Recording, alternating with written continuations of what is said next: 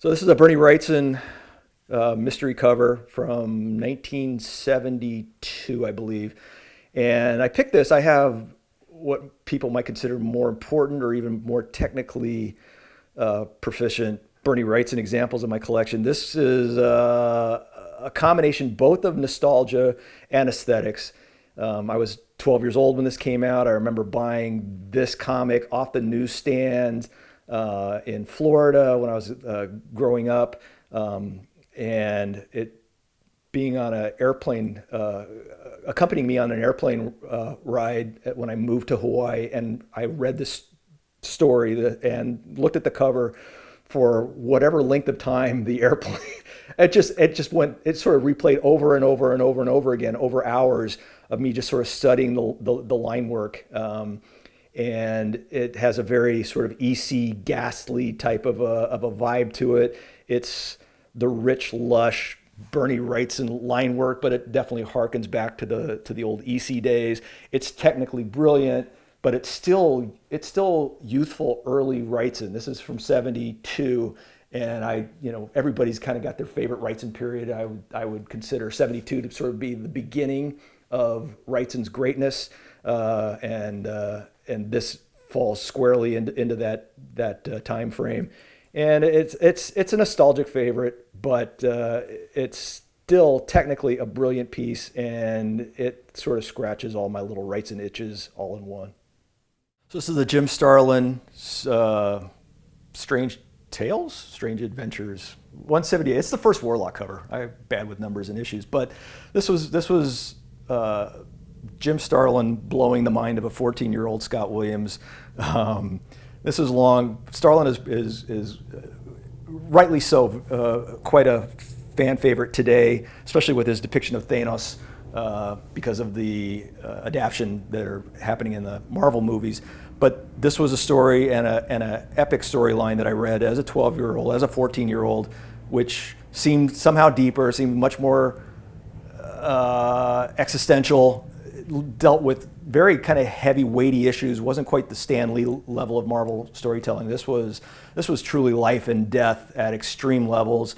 The artistry is spectacular. I don't know if from an appreciation standpoint, it's better to have lived and appreciated comics through this era. But I always thought Starlin was just a really impactful artist, in much the same way that some people look at Kirby and see the power of the drawings. I think Starlin is very purely a very powerful, in-your-face artist with a great sense of aesthetics. But it's the ideas behind the art, behind the story that's being told here, and the two are completely of one. And you will not appreciate the artistry of this without having read the storyline. And this will always be one of my favorite pieces, and I am actually grateful to Mitch, who gave me a call and told me this cover was available, and I am forever in his debt. So this is actually one of my rare eBay scores from about 10 years ago or so. Bill Sienkiewicz Moon Knight cover. I think the best Moon Knight cover from his run. I read these issues when they were coming out. I liked them, although I was much more drawn to the art itself. The stories were good, they were cool, they entertained me, but so much of my collection is aesthetic. Again, much like the Frank Miller, Klaus Janson Daredevil double page spread, this is all about line and mood and setting the mood with certain techniques.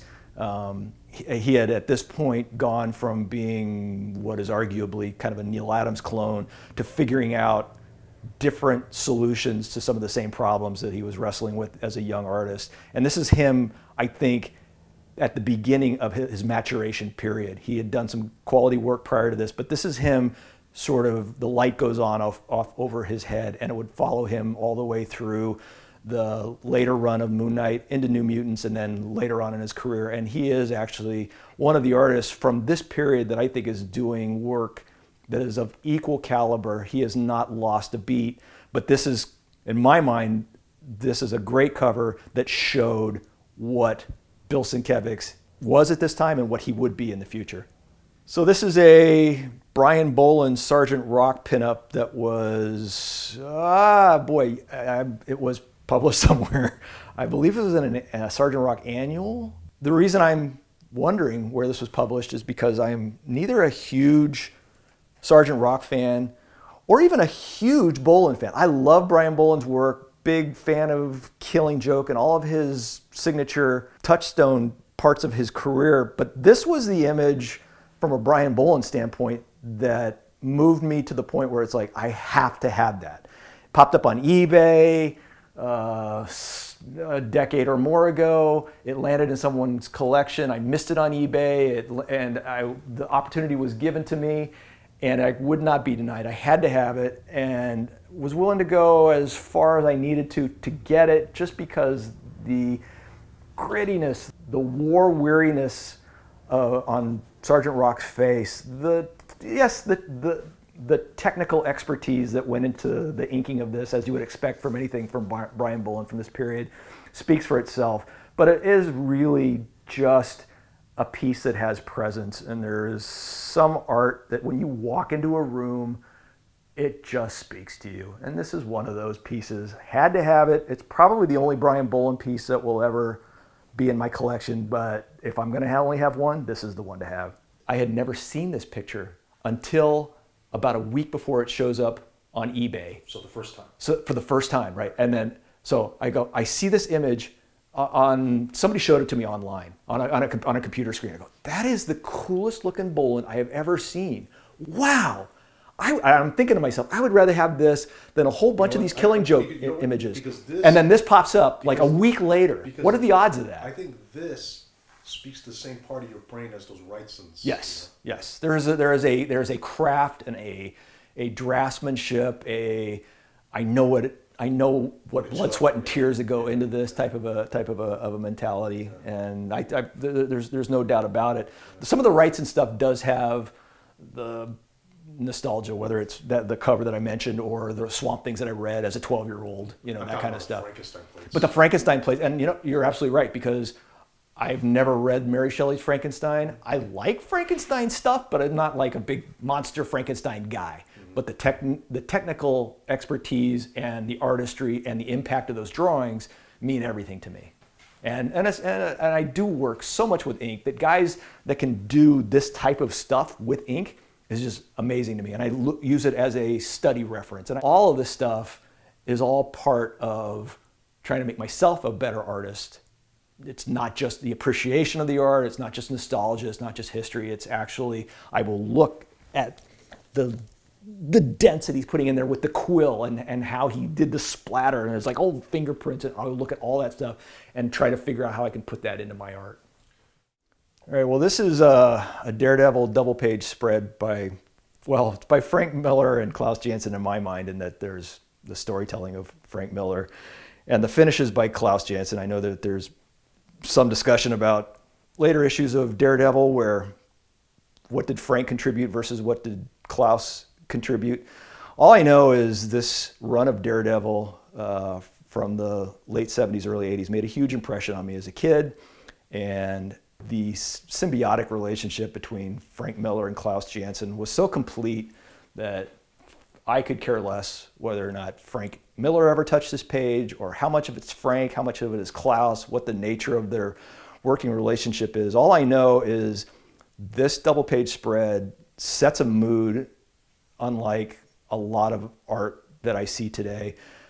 And the techniques that Frank, but more so probably Klaus, used on this, from the use of zipatone to create a sense of depth and light, the stark shadows, the noirish water towers.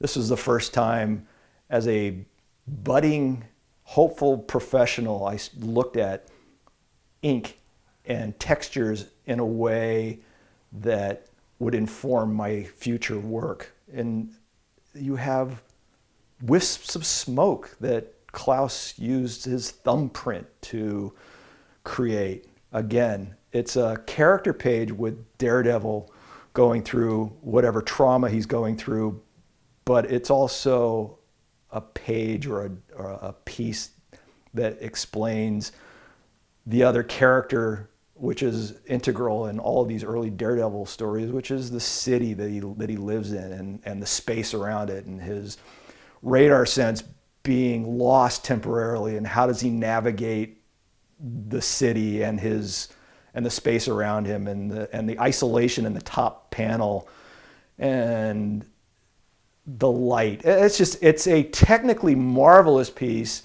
and it shows that to whatever extent Frank touched this, or whatever ideas he imparted upon Klaus, at this point they had become so simpatico in what they wanted to convey and the story they wanted to tell with the image, that they might as well be one artist.